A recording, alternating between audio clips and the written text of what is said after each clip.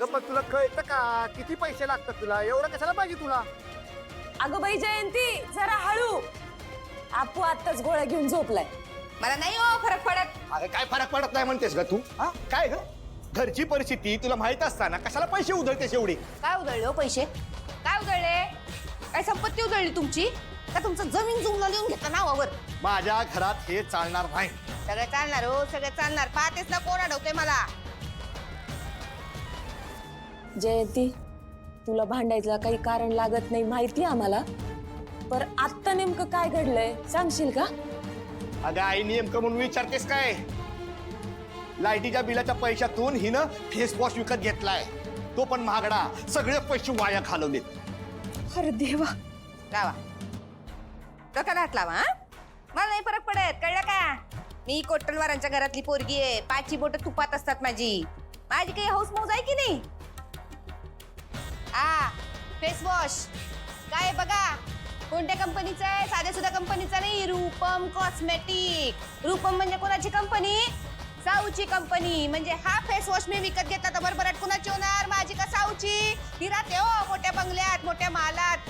तिच्या समोर अशा 100-150 करोडच्या वस्तू पडलेल्या असतील आणि तुम्हाला कसली पडले हो या साध्या सुद्धा फेस वॉशची? नवले मी किती डायलॉग घेतले बाई. पर ह्याच्यासाठी लाईट बिलाचे पैसे वापरायचे का? आता लाईट बिल कसं भरणार सांग बरं. मला कसं माहिती बरं? मी कसं सांगू बरं? आप्पू भाऊजींच्या आजारपणासाठी हे घर गहाण टाकलंय तुम्ही. त्या पोरीचा आवाज बी गहाण टाकलाय.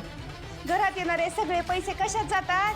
कर्ज फेडण्यात आणि आप्पू भाऊजींच्या आजारपणात, है की नाही? मग घरातल्या सुनेची काही हौस मौज आहे की नाही? मला भी काही वाटत असेल की नाही? मेरे भी कुछ ख्वाब है, मेरे भी कुछ अरमान है. ये जालिम दुनिया एक सादे सुदे फेस वॉश पे जलती है. आली मोठी देवा. जरा शांत बस. आणि नाही म्हणलं तरी सुनबाई म्हणते ह्याच्यात थोडं तरी तथ्य आहेच की. बापरे, सासरे बुवा डायरेक्ट टांगा पलटी. हो पा जरा सासरे बुवा ना, शेवटी माझं दुःख कळलं बरं. सासरे बुवा तुम्हाला वापरायला दे ना फेस वॉश.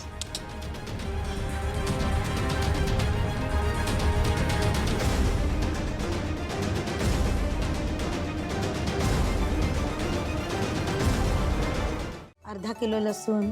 म्हणजे तुम्ही ऐकणारच नाही आहात ना माझं? म्हणजे विसरलात ना?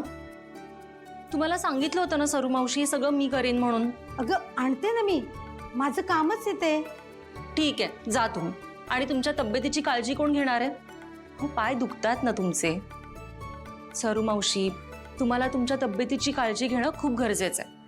आणि राहिली गोष्ट भाजीची, ते मी सगळं करेन. द्या इकडे.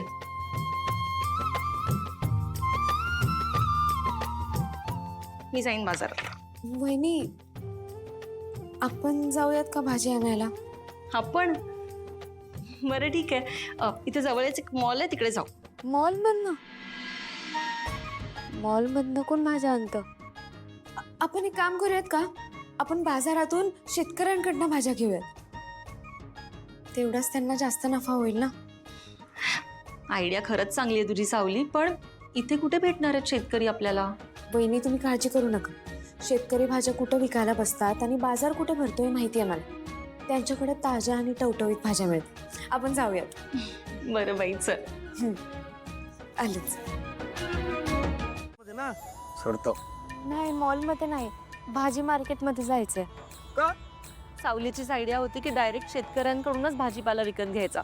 त्याने शेतकऱ्यांना जास्तीत जास्त फायदा होईल. वा वा वा.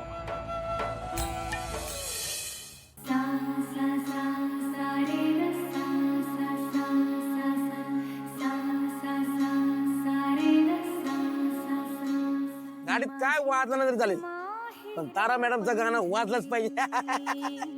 माझे सासर पंढरी, माझे माहेर पंढरी, माझे सासर पंढरी. रखुमाई होनिया सावली? रखुमाई कुठे हरवलीस? मन उभे विटेवरी. अरे हो, मी विसरलीच.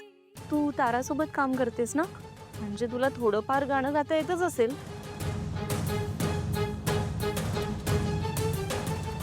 गाणं गाणं थोडस गा. म्हणजे वहिनी गाणं गातात? गा गा गा प्लीज प्लीज प्लीज प्लीज गा गा गा गा गा. तुझा आवाज तुझ्या मालकीचा नाहीये. माझ्या परवानगीशिवाय तू कुठेही गाणार नाहीयेस असं वचन दिलंयस तू मला.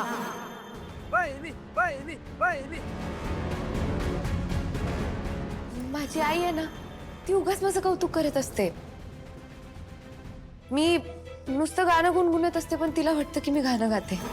वहिनी वहिनी वहिनी वहिनी वहिनी. बबलू, तिला गाता नाही येत.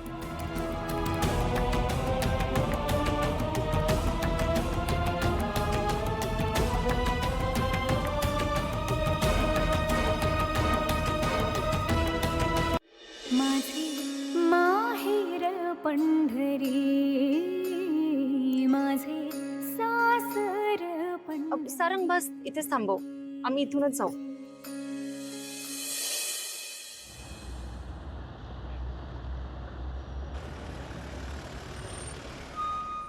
का मार्केट तर पुढे आहे. हो, पण तिथपर्यंत गाडी नाही जाणार. आम्ही जाऊ इथून. बर सावकाश. हा चल जाऊ.